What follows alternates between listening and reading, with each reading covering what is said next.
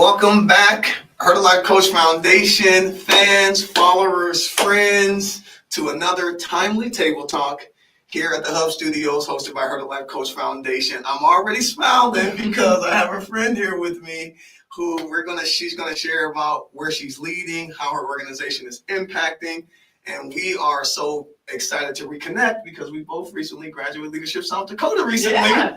And so we're gonna talk a little bit about our experience with Leadership South Dakota.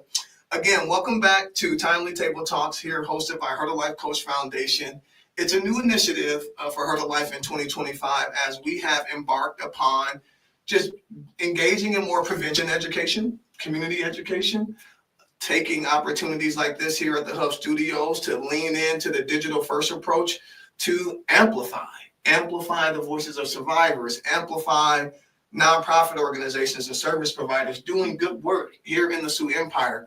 One thing we know and we believe, well, we know it to be true, is the population we care about, which are ACEs impacted and justice impacted youth, adults, and families.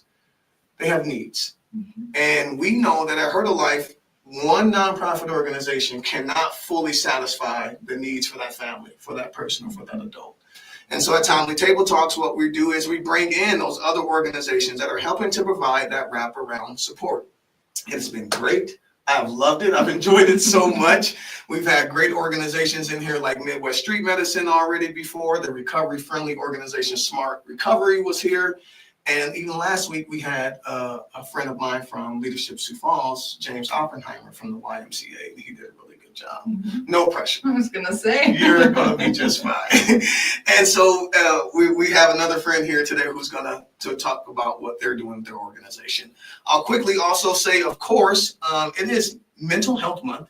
I don't know if people have caught keen to that.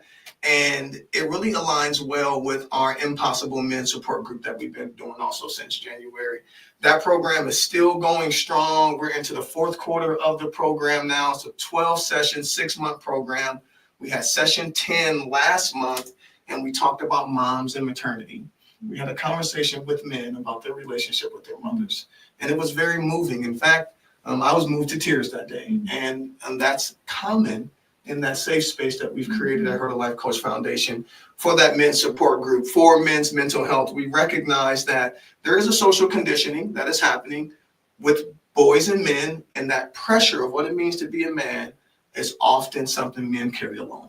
And so we've opened up a space on the first and third Monday at Windy City Bites. We talked about moms and maternity. We've talked about mental health and medicine. We talked about masculinity. We talked about mindset and motivation. And next week, we're talking about misery and mourning. We're going to have a grief discussion. And it feels so good. We really believe in sincerity here at Heard of Life. And all that we do it with a sincere heart, which is defined as leading from the heart. So the Impossible program is going great. And so is our Timely Table Talk. We bring in nonprofit service providers, organizations. We amplify the voices of survivors to combat stigma.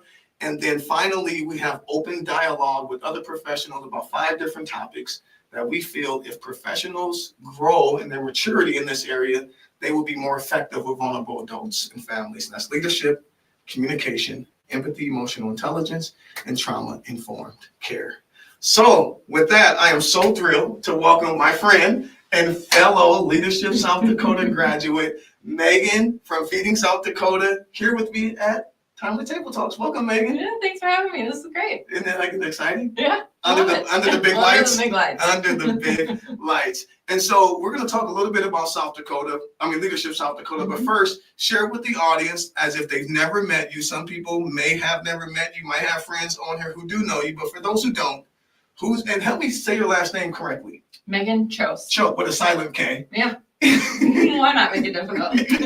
Tell us about Megan Kjose. Who are you, where you're from, things you've done in the past, and then bring us up to you're at Feeding South Dakota, how long you've been there. And I'd be curious why you decided to say yes to the role at Feeding South Dakota, and then we'll start from there. Perfect. Well, like Terry said, Megan Kjose. I get to serve as the Chief Development Officer at Feeding South Dakota. Yeah. I have been there for about 3.5 years. Have been in fundraising my entire career, some kind of nonprofit fundraising role, whether it's events, one-on-one fundraising, planned gifts, always in fundraising. and supporting great nonprofit work. Got to spend a lot of my career focusing on children's services, so within our healthcare system here in Sioux Falls. Loved that, and that is actually how I got to Feeding South Dakota, was a connection through our CEO at Feeding South Dakota, Lori Dykstra, and was invited to come over as what was the development director at Feeding South Dakota. So always been in fundraising. I'm a mom of 2, and I'm from Iowa, Northwest Iowa originally, but and now in Sioux Falls. I tell you what, I've heard a lot of good things about Northwest Iowa. As you should. In regards to like The people. yeah, there's some impressive people that always be like, I'm from Northwest Iowa, and it's just like, who would have thunk? Yeah. So another one. Shout out Tracy. She was in Leadership South Dakota, also from Northwest Iowa. Yeah, Sioux Falls. That's what I hear. Okay, look, I was on the map, and hello to Lori as well, your CEO. Awesome. So you've been at Feeding South Dakota about 3 years, 3.5 years, and you're doing development. And I love hearing that you did some work with children too. That's big in our hearts as well. And of course, Feeding South Dakota does a lot with families as well. So we're going to talk a little bit about Feeding South Dakota. But before we go there, we're going to talk a little bit about Leadership South Dakota, where we met. So some of the guests I've had here, I've known for a very long time. Megan and I have actually met within the last year, but this beautiful program called Leadership South Dakota has a lot of magic in it. It's like a 7-month experience, 6 different sessions all across the state, and it's facilitated by the phenomenal John Meyer and Morgan Larson, and they do such a great job of facilitating prompts that allow for the students and the learners and the leaders to just accelerate in connection and authenticity really quickly. Really fast. Yeah. And so the whole group is just such a family already, and it's just been great. So I just wanted to amplify that experience and gratitude for it bringing us together, and do a short exercise of 3 different highlights or memorable moments from the Leadership South Dakota experience. We'll volley back and forth. Perfect. You want to key it off, or you want me to start with mine first? You go first. I can go first. Okay. One of my favorite memories from Leadership South Dakota. Oh, there's so many to choose from. I know. I had to write mine down because it was too hard. I would not You got one. Okay, you go. Okay, I go first. Okay. I think just overall, I think when you think of a program like Leadership South Dakota, you really think about why do you apply for it? And I hope that a lot of people apply to better their leadership. And so that was one of the really big takeaways for me, is all the people that we met, learning from, everybody's experiences in the group. It was such a wide variety of people, from different backgrounds, different leadership levels, different leadership styles. And so just overall learning about the people that we came to be with, the state that we live in, even the city that we live in. And so I think just what we learned, it was a lot of different things, but just all the opportunities to learn. You know, one of the things I want to share, and this is probably letting the cat out the bag a little bit. I think John told us not to say too much about it, but I really enjoyed the exercise we did in Brookings with the improv crew.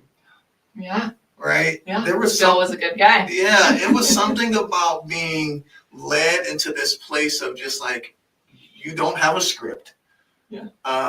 You don't know what's going to happen next, and you're now tasked with just exploring the mystery and stepping into the unknown and shedding this self-consciousness of, what do I look like? What do I sound like? And it was just such a very profound experience that helped to grow in maturity, in my opinion, which is something I'm very passionate about, is helping people to grow as mature and exceptional leaders.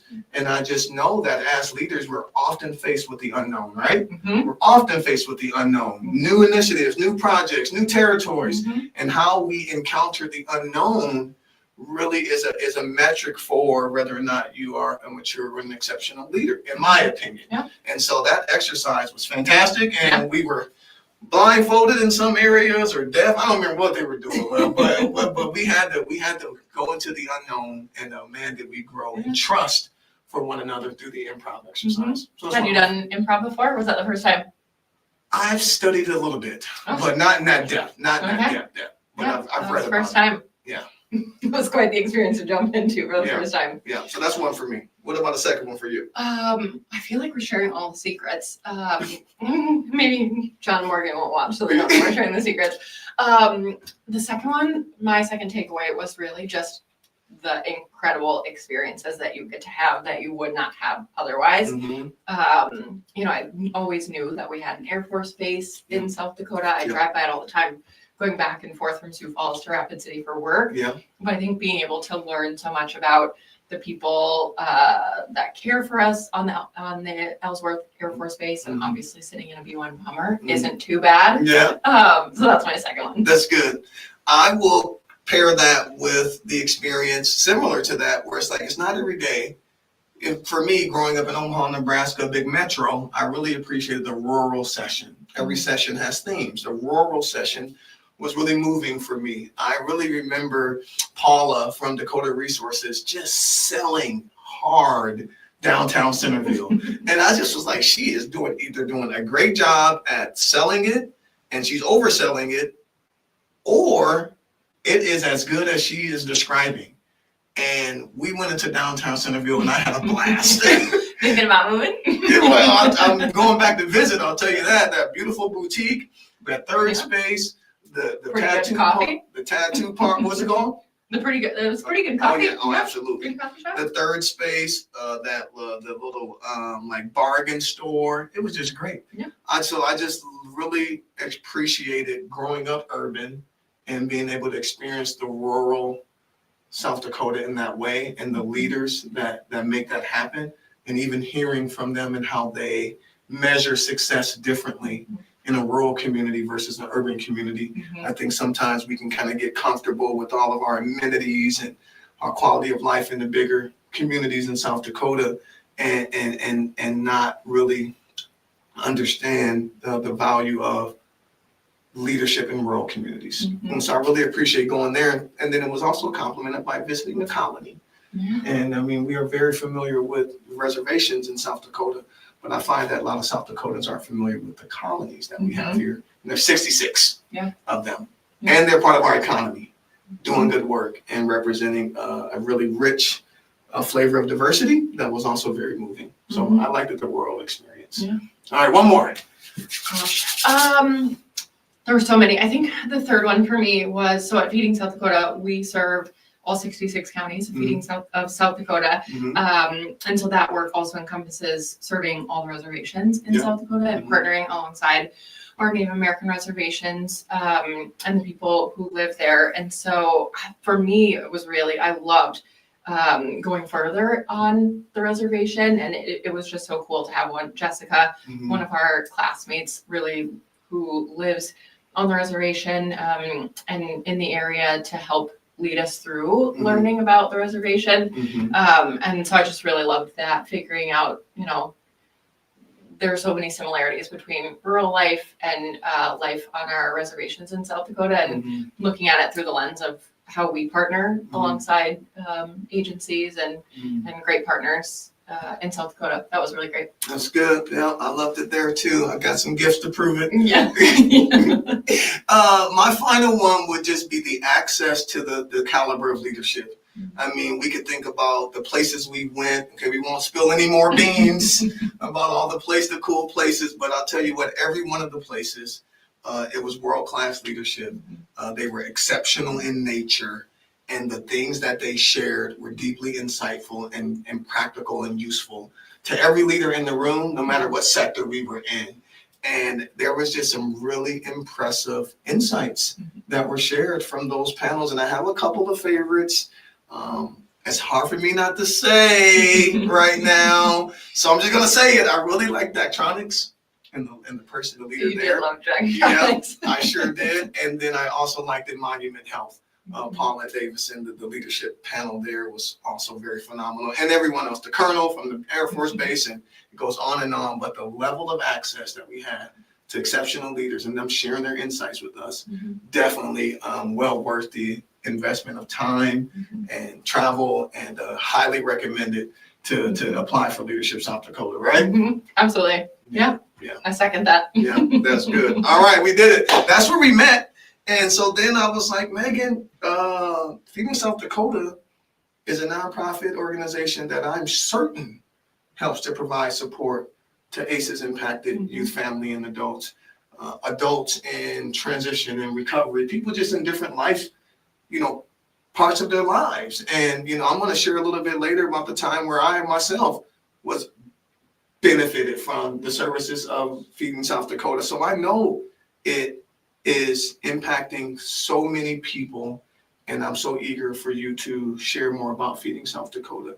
One more thing from a leadership space before we dive into the practical nuts and bolts: compassion. I talked about, I also want to have discussions with leaders about these leadership, communication, empathy, emotional intelligence, trauma, justice. And compassion, in my opinion, is certainly a hallmark of a mature and an exceptional leader. And when I think of Feeding South Dakota, I do think of compassion. And so I'm just curious from you as a representative of Feeding South Dakota, what does the word compassion mean to you? How would you define it? Why do you feel it's important to have compassion as a leader? Yeah. Oh gosh. I think from being a leader, I think there's just so much that folks go through, whether it's work, whether it's life. There's just so much that folks go through that I think being a compassionate leader is so important to really meet your team, meet those that you serve with compassion. Meeting them where they're at is big for me when I think about compassion. I think that's really big for Feeding South Dakota, is meeting people where they're at. And I think a lot of our programs do that really well, whether you're a kiddo in school, whether you only have time to come through one of our mobile distributions, we are meeting you where you're at, both physically and emotionally. And so I think that's really big for me with Feeding South Dakota. And we always talk about with our volunteers that when we're serving with compassion, which is one of our core values at Feeding South Dakota, that we aren't judging folks that are coming to us and looking for our programs. And so that's always one thing that we're talking about with our volunteers when we train them is it's really humbling to come to a program and ask for those services. And so the first thing that we're doing is we're greeting those people with compassion and not greeting them with judgment. And so I think those are two really big things for me and why I think that core value is so important at Feeding South Dakota, being able to lead the volunteer team. If you were to come up at one of our mobile distributions, that you're greeted with a friendly face, that we're, checking you in with grace, we're getting you through in a timely manner so that you don't feel put out by trying to get a service that's helping you or your family. So those are two big things when I think about our core value at Feeding South Dakota, serve with compassion. I love it. I love it so much. It sings to me. I love what you said about non-judgmental. It's like the opposite of compassion is this judgment, if you will. The thing I like about compassion as I'm thinking about it, it's certain you said it again too. You said grace is there, non-judgment is there. When I think of compassion, I do think of meeting people with this acceptance of where they are. And it's a true inner work to show up as a compassionate person. I think, Megan, as I was thinking about this, it's like something about compassion allows for you to realize that who I'm serving right now in this compassionate way could very much be myself. It could be someone else that I know. I could have a family member in this same type of predicament. And just to know that we are so much more alike and connected as one than we are different, even if we are in different situations. We're still human at the end of the day. And if we can look people in the eyes with this, I accept you where you are.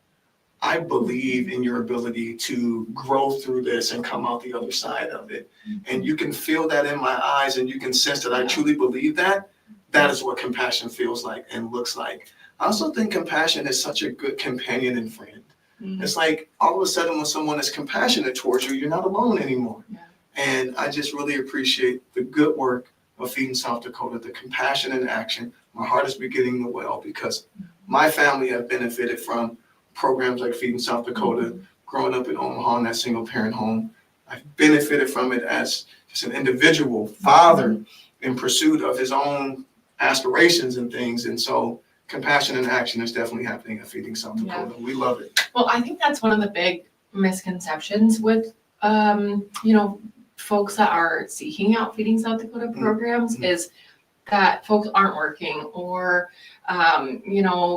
really that's the big one. Or, maybe somebody drives a nice car when they're going through a line. And I think that's been a big point of conversation for Feeding South Dakota, whether we're meeting with donors, whether we're, training volunteers, is that you just don't know what somebody's going through. That nice car might be the only thing that somebody owns. And they're, seeking services to, move their family along. Or, we hear quite often, guests at Feeding South Dakota, are they working? Yeah. Well, there's a statistic that in the previous year, out of all of the folks in South Dakota that were deemed food insecure, which is about 106,000 South Dakotans, about 64% of them made too much money to qualify for additional assistance programs like SNAP. And so those families are working. They're just making too much. If you're familiar with the cliff effect, they've just made too much. They're falling off the cliff of those benefits. Wow. And so I think there's a lot of myths to dispel about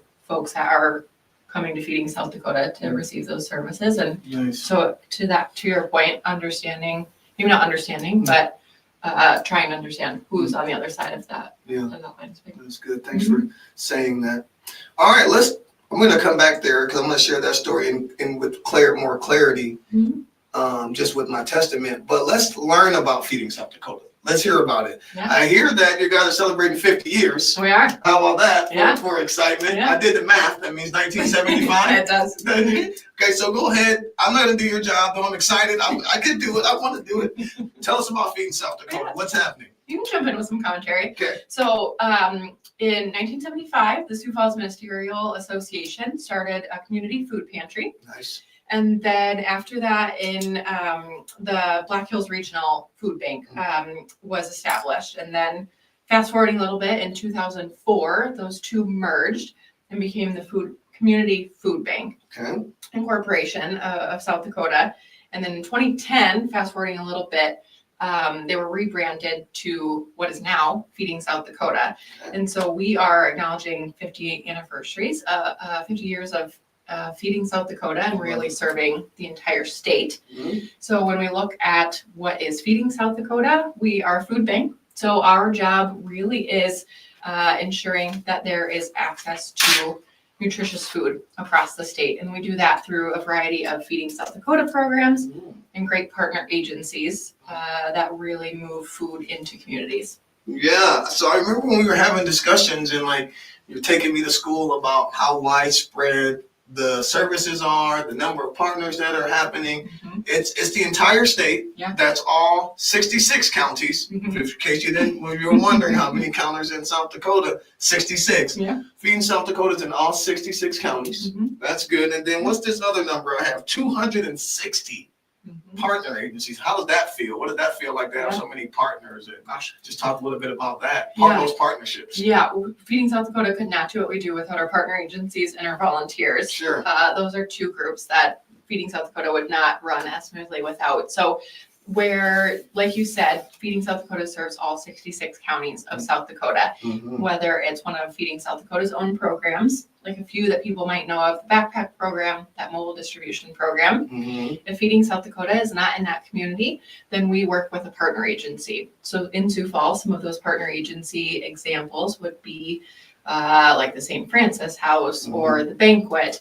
Great programs that are serving food in some capacity to their guests, and they're sourcing that food through Feeding South Dakota. Yes. So we partner with over 260 of those partner agencies across the state. Wow. And really make sure, kind of act like a wholesaler in a sense. Nice. So Feeding South Dakota, great brand recognition with great supporters, and we're a partner of Feeding America. And so we have access to some additional resources and product that we can source, and then we get out to those partner agencies so that they can then move their program forward for the guests that they serve. Love that. And so, because this is a broadcast, there's people listening to this program all across the country. Just because we have followers and impact across the country, but we have impact in Nebraska, South Dakota for sure. We even have some different impacts we're doing out in Colorado right now, Nevada and Florida with some of our mentorship programming. But I just know in regards to partner agencies, a lot of our cores are here in the Sioux Empire, right? And so you could name more partners, but they may not be as recognizable. But you did say a couple that do hit home for us at Hurdle Life. When you're talking about places like the St. Francis House, the banquet. I think I had notes earlier. Church on the Street was another one of your partners. The Bishop Dudley was another partner.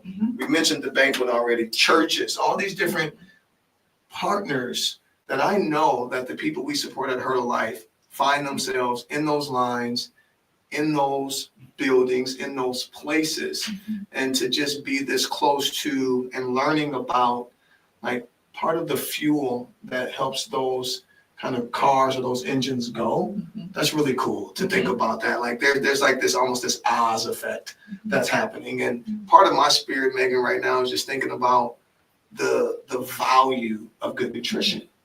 And like that's a basic need, right? And we're talking about the hierarchy of needs and needing food, water, and shelter.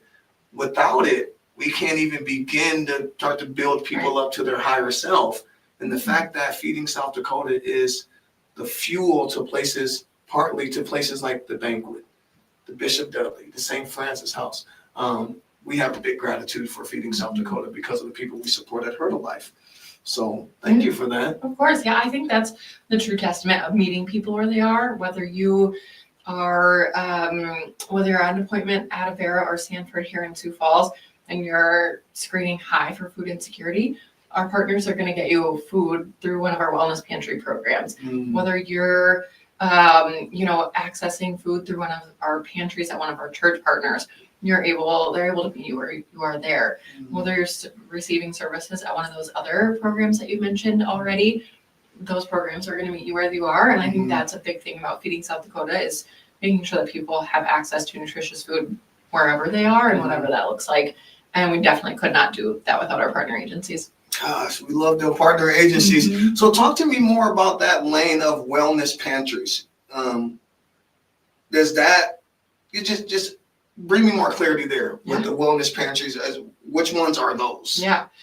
So we have wonderful healthcare systems here in South Dakota. And so we've learned from our healthcare partners and friends that when they're doing their community needs assessments in wherever their service territories are, that food insecurity is really continuing and staying at a really high level when they're doing those community needs assessment. And so it's kind of, one of our partners said that it was kind of the invisible problem that they didn't know was there until they started asking questions. So now, say, Terry, when you go to a checkup with one of your doctors, you'll receive a set of questions. And if you screen high for food insecurity based on those questions, there'll be a couple more questions. And should you need access to food, those partner agencies that have those wellness partners that have a wellness pantry on site here in Sioux Falls, Avera, and Sanford both have one, or at least one, and they'll provide you with emergent food. So it's not a lot of most of Feeding South Dakota's programs aren't meant for your entire month or it isn't meant to fulfill all of your food needs. It's meant to be emergent or supplemental. And so that is really what those wellness pantries are doing. You're getting you emergent food so that you can get to a resource. Because we know that when folks are food insecure, there are likely other things that are happening in life. So maybe somebody could get to, one of our church pantries.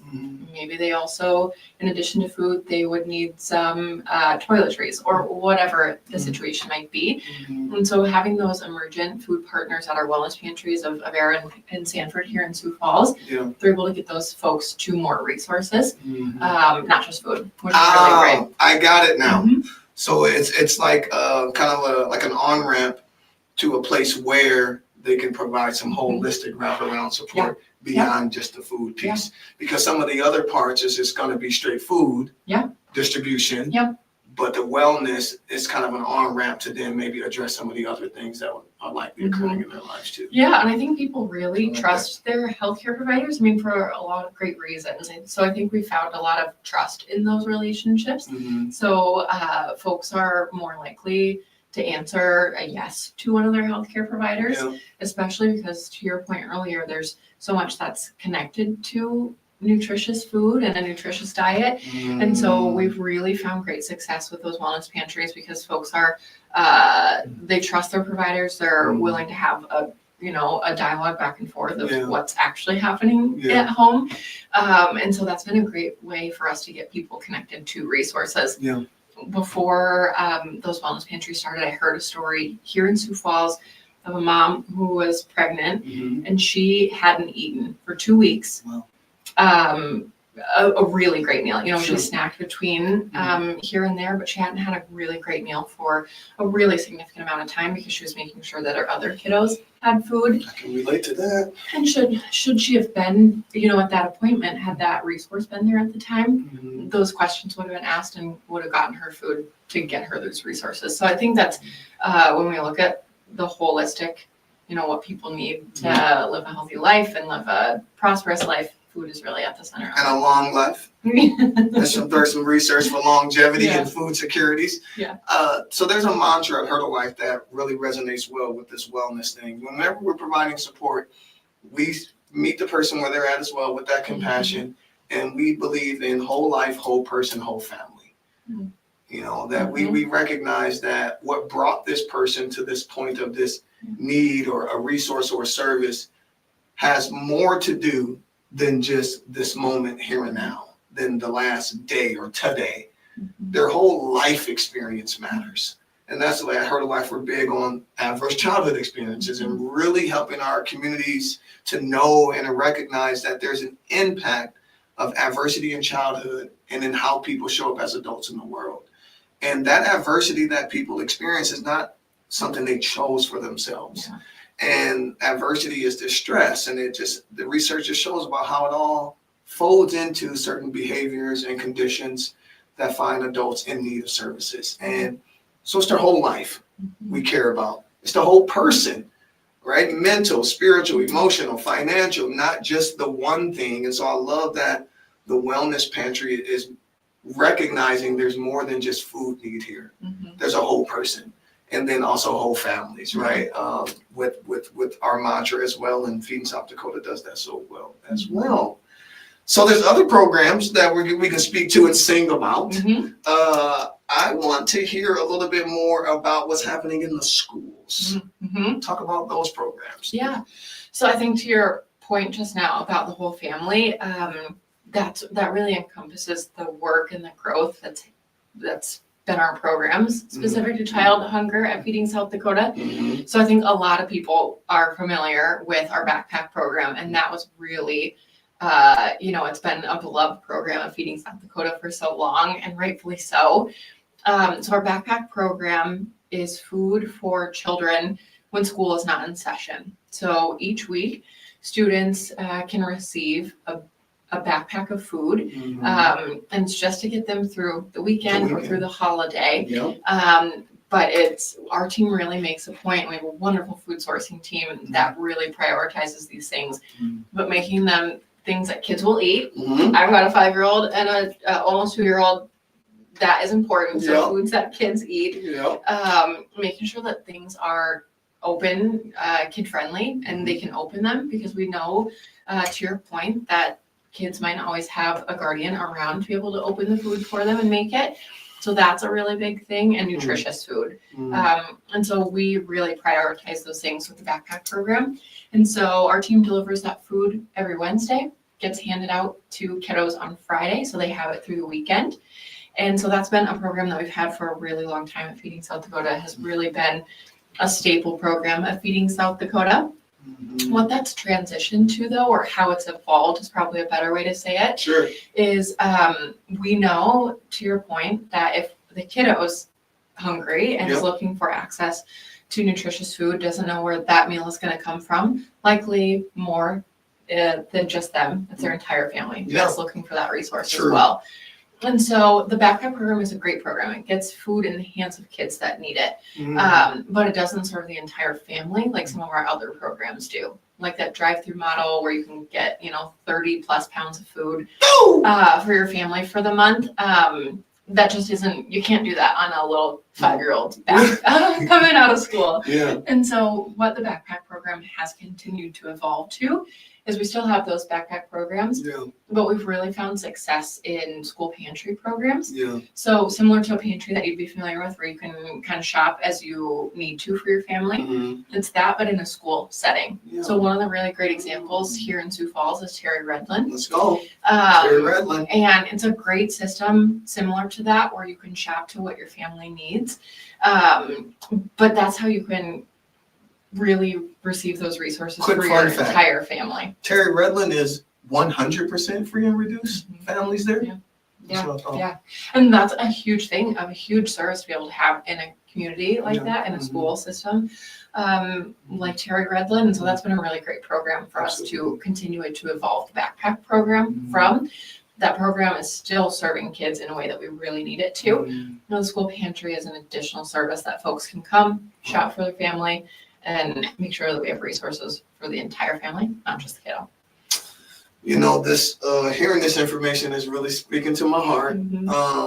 I am just really grateful right now for the work of Feeding South Dakota. And I think that anyone listening right now, and I know that Feeding South Dakota has a great reputation, likely a strong volunteer base, strong donor base, but I don't think we as a community can do enough for organizations like Feeding South Dakota, because I think oftentimes there's not even a full conscious awareness of how meaningful it is for that resource to stay flowing into the lives and the families of people like at Terry Redland and others. I know the backpack program, you told me there's 36 backpack programs. And I remember probably hearing about this program when I was in Leadership Sioux Falls a little bit. Sure. And thinking about just hearing more about the psychology of how to make sure that there's still dignity there, right? And that there's just not like you're not being ousted, like you said, you know, it's just a backpack, it's food, but beyond the kind of being able to retain the dignity of it, I know personally what it means to be living in a single parent home, 5 other siblings, a mother with 2 jobs. You're mentioning the unsupervised nature of children. We've got the research right here in Sioux Falls. Thousands and thousands of thousands. I think it was like 14,000. I always need to lock that number in, but I know it's thousands and thousands of youth that are going unsupervised after school. No choice of their own.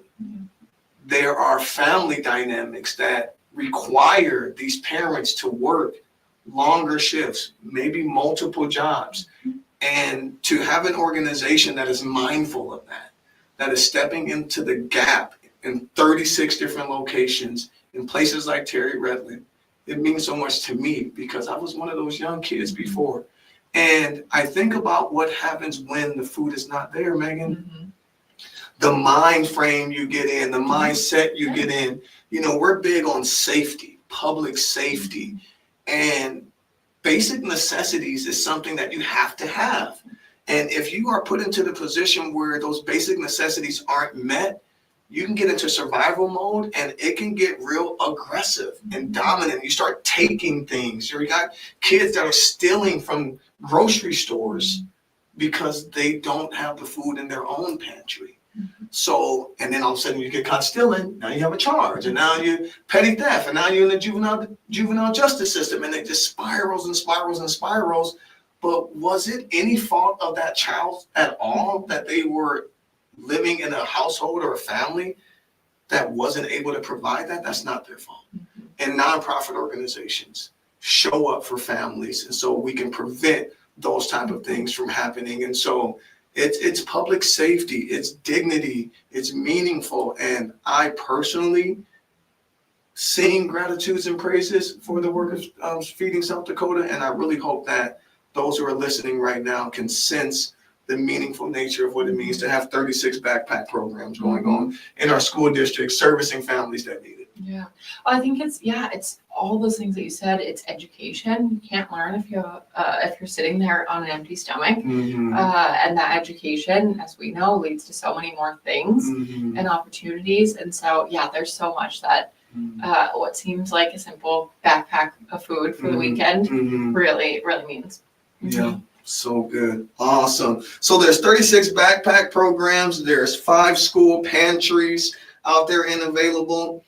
COVID rocked your world, rocked everybody's world, right? Yeah. But at Feeding South Dakota, you guys took that as an opportunity to pivot and created the mobile distribution. Yeah. Well, how about that? What's the mobile distribution? What is that program at Feeding South Dakota? Yeah, so Feeding South Dakota, like a lot of food banks, I think, across the United States, really started out of a food pantry model. Mm-hmm. And so that was how Feeding South Dakota started, was a pantry model where folks could come and shop for what their family needed.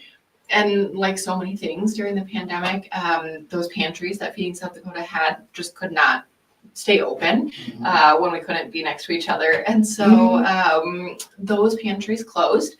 And really what we found is that we could take food into communities where folks needed it. And so that's how the mobile distribution program really started. And so what we found, I mean, it was kind of a cursing and a blessing because I wasn't on the team, but everybody from the volunteer team to the finance folks all jumped in, and they were packing boxes, they were handing out boxes during COVID, and really jumped into that mobile distribution program where it's a drive-through model, where you can get food for your family and to supplement for the month. And so what came out of that after the pandemic, we realized that we could be so much more efficient and in more communities that we weren't in prior to the pandemic, with only having that one stationary pantry in Sioux Falls and Rapid City.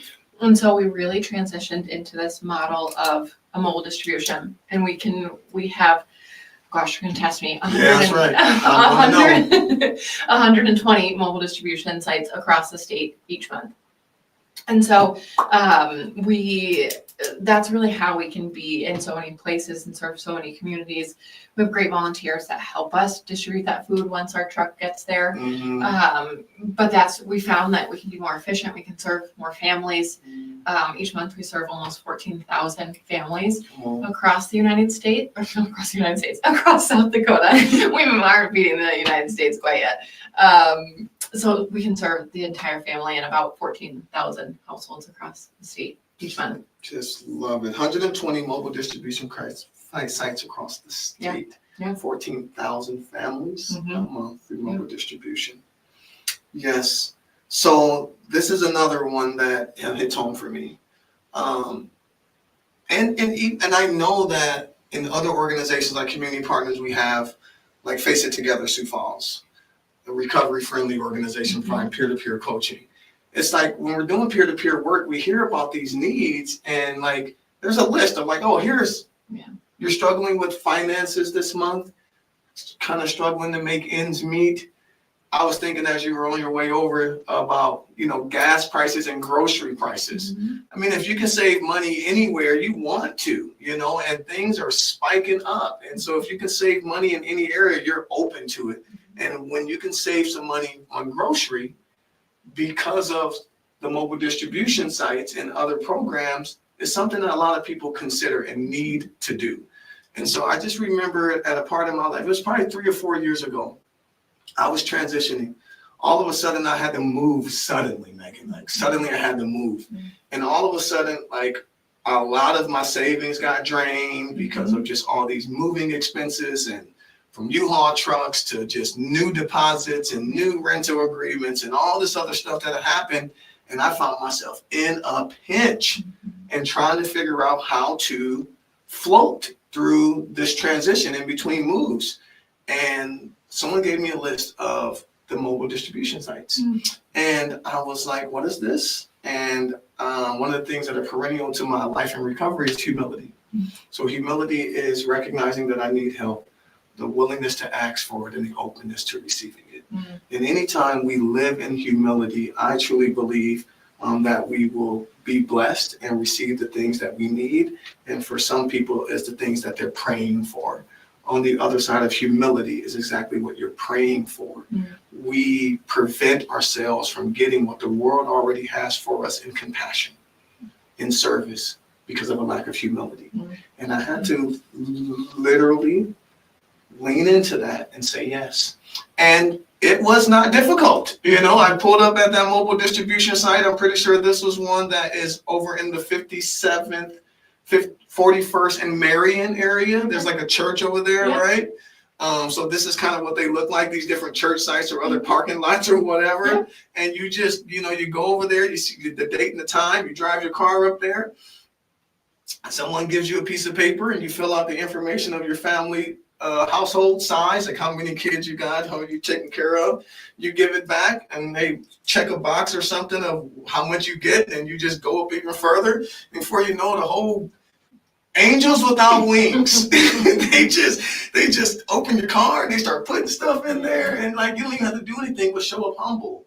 And be grateful and be thankful. And these angels without wings, called volunteers at Feeding South Dakota, will load your car with nutritious food to help you get through what you're going through. Mm-hmm. And that certainly happened for me those years ago. And I'm forever grateful for that.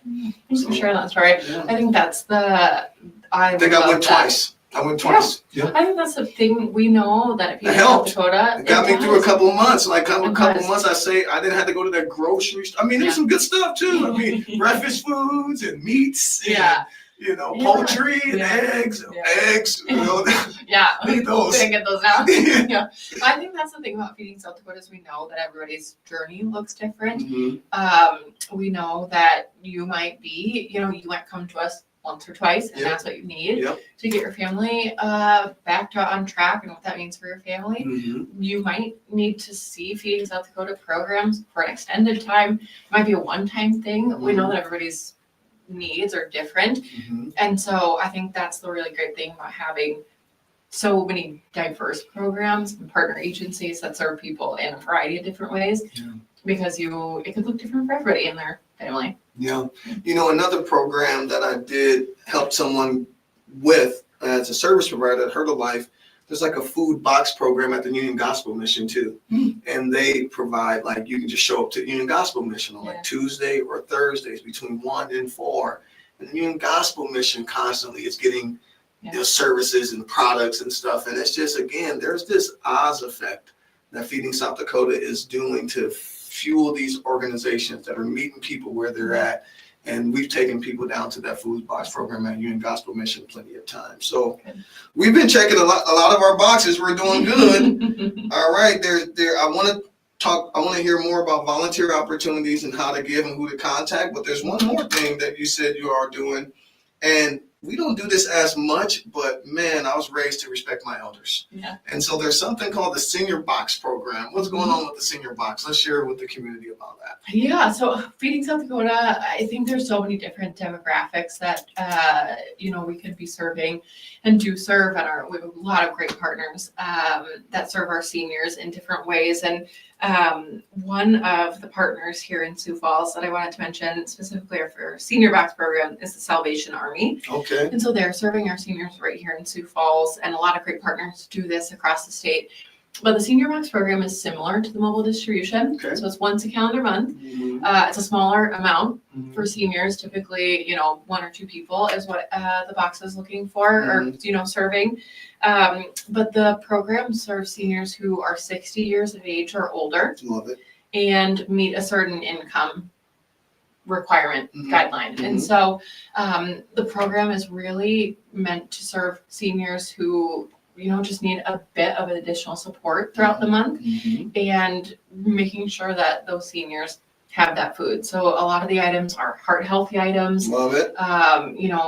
Just different products like that are really focused on that senior demographic, that we just don't have the opportunity to be as nimble like that with other programs that are serving all the demographics. Like our mobile distribution program, we just couldn't tailor the boxes for 14,000 families each month. But with the Senior Box program, we can give them really great commodity food that's tailored towards their lifestyle, towards that demographic. Love it. Love it. Taking care of youth in the schools, taking care of vulnerable adults in transition through places like the Bishop Dudley, the Banquet and Union Gospel Mission, taking care of some of our seniors through places like Salvation Army, and throughout the whole state, right? Again, I mean, There's probably stuff happening in Huron and Rapid City. Yeah. And I thought that I'd been to a lot of places with Leadership South Dakota Yeah. that I'd never been to before. I've learned so many places in South Dakota that I didn't know existed before because I'm working at Feeding South Dakota. Yeah. And you said the reservations Mhm. also, programming happening there. And so this good work of Feeding South Dakota, it's not just here in Sioux Falls, it's throughout the entire state. I love that. Okay, well, there's something, so I wanted you to share more about volunteer opportunities, how to give, who to contact for those things. There's one final note about policy and advocacy. You want to say something about that and how you all engage in that space? Yeah, I think Feeding South Dakota is really similar to a lot of nonprofits at the moment. Really waiting to see what the impact will be to our programs.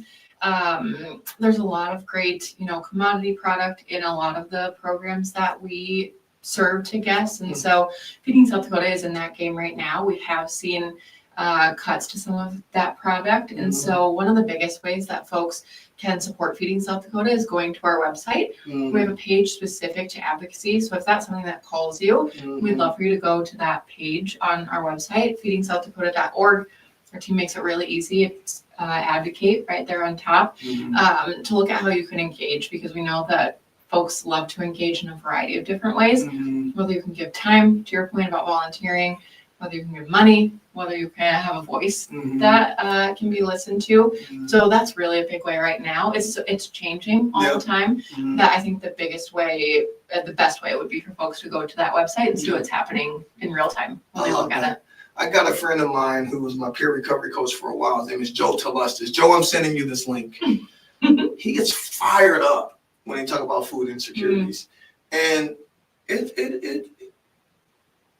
it's, I don't want to be so radical to say because I'm not really the type of person in my advocacy and leadership that believes that things can be eradicated and that we would just solve hunger or eliminate crime and things don't exist. But the goal is to reduce the amount of this agony and suffering or hurt that is happening. But my friend Joe, he gets all fired up. He's like, people shouldn't be going hungry. And he was a radio personality. He's good with his voice. And he always got real fired up in regards to advocating for food securities and the things that we can do. I'm thinking about other friends of mine in the same space that just care about teaching even people how to garden and grow and all these things that we can do to ensure that the basic need of food is met. And so it sounds like there's opportunities for people who are passionate about food security and food insecurity to engage with Feeding South Dakota. For sure. Yeah, I love that. That's really good. Okay, I want to tell you that Sarah Vandekamp, the newly elected school board member down in Harrisburg, has loved our podcast tonight. So thank you, Sarah. Another one of our Leadership South Dakota graduates is here supporting us today and cheering us on. So congratulations to Sarah in becoming a school board. So I shared one more story about volunteering at Feeding South Dakota. 2018. Ooh, it was rough.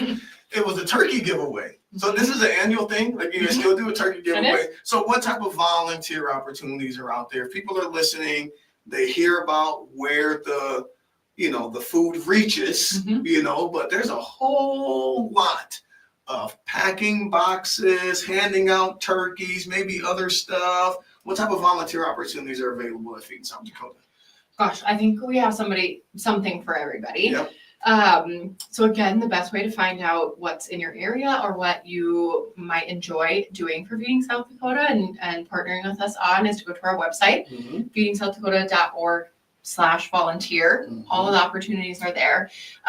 But we have something for everybody, whether you want to serve at a Thanksgiving distribution once a year, whether you want to put boxes in cars at mobile distributions. I would like to do that sometime. Okay. One of my favorite things is to return back what was done to me. Love it. And so I will be signing up to be a volunteer to give that back what was given to me. Leadership South Dakota, Sarah, maybe she's in. We'll do a team thing. So that's an option. We've newly added administrative volunteer opportunities Really? because we know that not everybody can stand and pack the boxes, which get really heavy. And there's a lot of physical work. And so we've added administrative volunteer opportunities, Cool. helping with stuffing letters, helping, check folks hit, a lot of different things administratively. Finance opportunities, if numbers are your thing. I think we have something for everybody. We haven't found somebody that can stump us quite yet. Yeah. So we'd love for folks to reach out to our website. You can always call Feeding South Dakota and see what interests you. We have volunteers that come in one time, and that's their time with Feeding South Dakota. They might come in every year with their business, or they might come 3 or 4 times a week. So we've got something for everybody. That's so good. And I truly have the belief that we as good, decent human beings should be doing more than just for ourselves and our families. I just believe if you're a good, decent human, you are taking care of your family, but you are also doing something to be a good neighbor. So whether you're donating money, time, or experience as a mentor, something should be given beyond your own family dynamic, and we should be good neighbors. And so it sounds like Feeding South Dakota has a plethora of different ways you can breathe into being a good neighbor.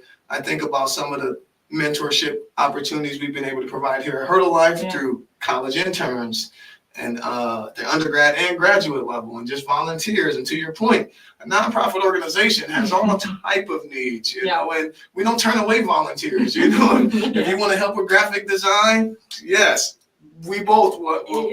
You want to help with administrative support, yes, we both will receive those things. If you like what Hurdle Life is doing, you like what Feeding South Dakota is doing, you got some extra time and passion, go to the website, like Megan said, get signed up. But no, that's pretty cool. So Megan, can you quickly tell me how big's the team at Feeding South Dakota? Oh boy.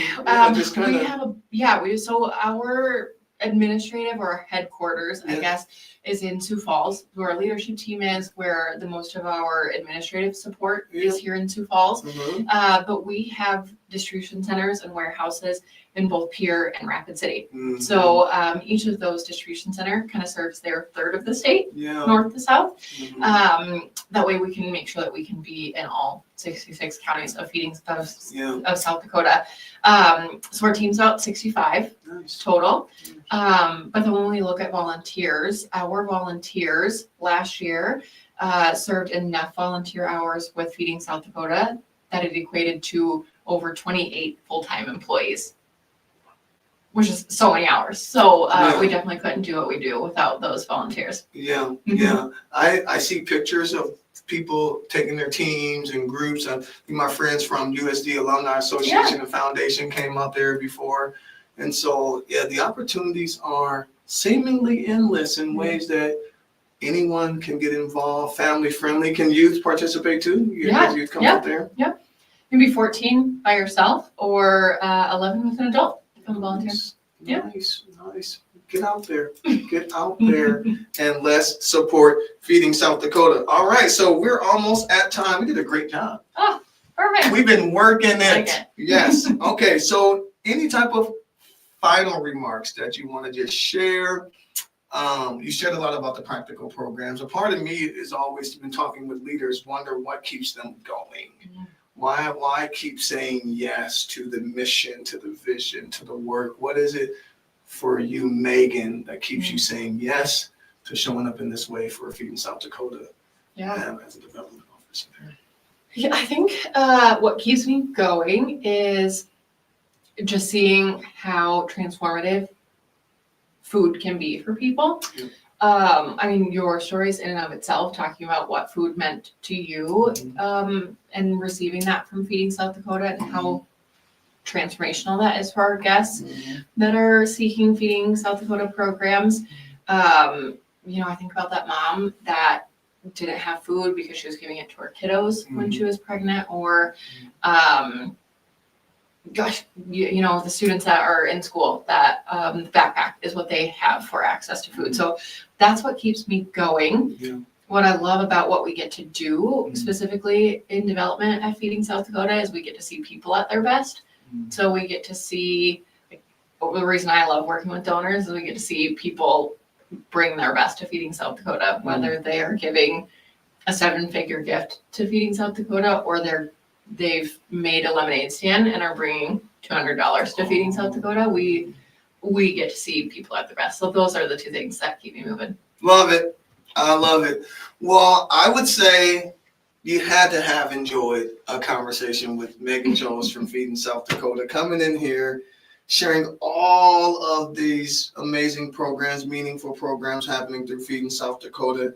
As you mentioned, it's a personal impact for me as an adult and as a child. Mm-hmm. I relate to those families and those individuals that are showing up, saying yes in their humility to the opportunity to be blessed by this wonderful nonprofit organization. I'm planning to volunteer myself and give back what was given on to me. And my heart just sings for another amazing episode of Timely Table Talks. Thanks for having me. You're welcome. Thank you for being here. So I'll tell you that we are going to go on a little bit of a break because I got some travel plans over the next couple of weeks. Next week, I'm actually in Rapid City on Tuesday. I'll be training a group of employers out in Rapid City in partnership with Elevate Rapid City on how they can be more inclusive in their hiring practices for justice-involved individuals, the formerly incarcerated. Also creating an environment of belonging and acceptance for the formerly incarcerated. I would be remiss not to stand on a soapbox and raise my hand and tell you the impact of community-based support for formerly incarcerated adults. I stand here 9 years post-release from my own incarceration experience, 7 years down the road away from any type of alcohol or other drug use. And I get to now be the CEO and founder of a social entrepreneurial nonprofit organization providing meaningful work. And it would not have happened without community support from employers, from organizations like Feeding South Dakota, Face It Together, the Community Outreach Center, my mentor, wraparound support from community members, and employers play a huge role in that.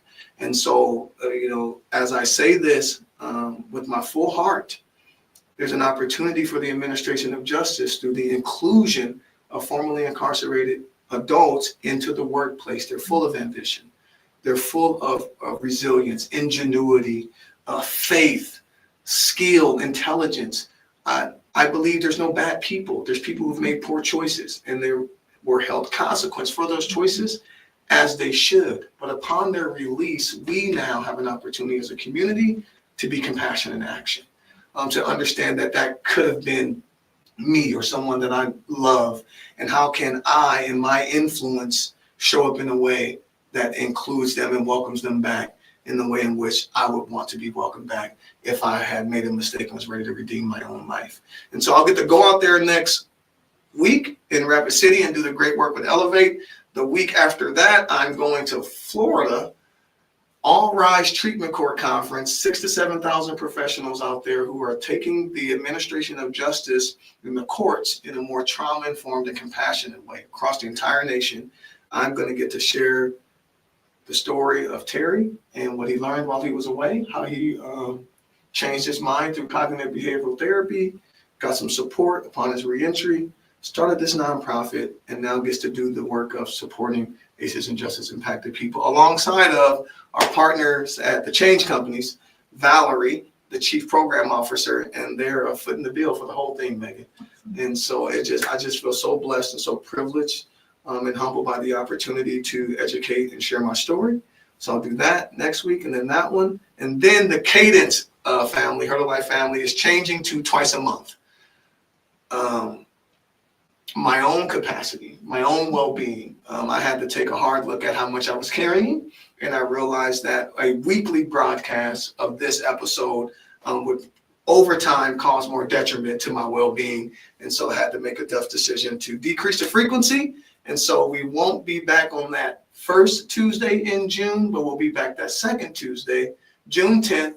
And it just happens to be my birthday. Well, celebration. Yes, and I'll be dancing. I already told the student intern I will be dancing in here for June 10th. The slate is open for a guest, so I am not booked out in June. And so here is a call and opportunity for any survivor who may want to share their story. I've got some people in mind, but maybe you're hearing this and you want to come here and share your recovery story, share your reentry story. organization that we can highlight and lift up. I think we're going to have the Compass Center in here. We almost had them here, and then we had a scheduling conflict, so we'll get them back. But I'm saying that to say that the slate is open for June 10th and then beyond. So looking forward to 3 weeks off. What a great way to end it. My friend Megan from Leadership South Dakota. Keep doing great work. Thanks for Keep having me. lighting it up. And thank you for the work that you're doing in Feeding South Dakota. Yeah, thanks for having me. This was great. Peace. We'll see you June 10th, my birthday.